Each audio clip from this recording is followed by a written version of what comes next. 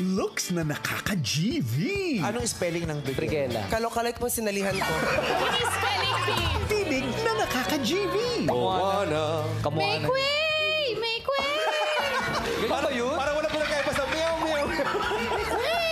Make way! Andito ang source ng good vibes sa And Curtis and Beanie Maloy! Ang taas ng kamay mo ngayon pag tinaas mo. Pero mabilis lang. Paano?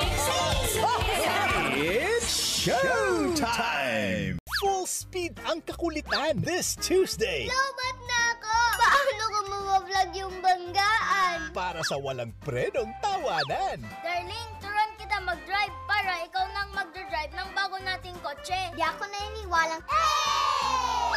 Pasado ba? Paano na ngayon to?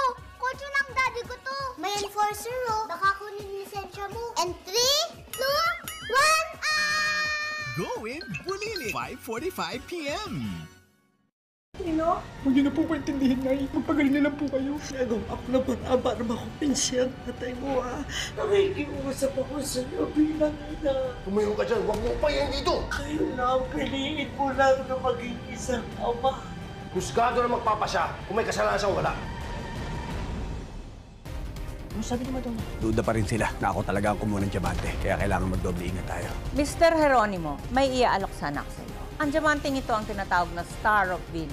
Magkita tayo bukas dito sa mansion ko. Tanggol, nakahanap na ako ng bayar ng diamante. Talaga po, boss? Magpapadala ko ng mga pulisan. Bumalik na kayo dito para madispatcha na natin ito. Sige po, boss. Abalikan po kami dyan.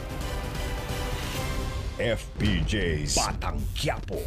Ngayong Martes. Sir, na-identify na po yung property owner kung saan dinala si Albano. Astor Fields. Kaya ang connection nito kay Jasmine Flores. Emosyon ang magiging kalaban mo. Huwag kang lalapit sa gamit ko! Diyan ka lang! Sobrang nakakapikon yung batang yun. There's something about her! Hindi naman lang ba inalam kung sino ang totoong nanay ni Angel? Para saan pa po? Pinabayaan na nga po niya yung bata eh. Kung gusto mong makuha ang anak, linisin mo muna ang pangalan mo. Lavender Fields, 8:45 p.m. I was in a relationship with this woman about 20 years ago. Mercedes found out about the affair. How did she die? Ngayong Martes. Tinanaytol ko si Moy. Hindi ko alam kung mapapatakot niya pa ako. Mabawi na po ang presidente sa inyo. Hindi ko na kasi alam kung anong pagkakatiwalaan ko eh.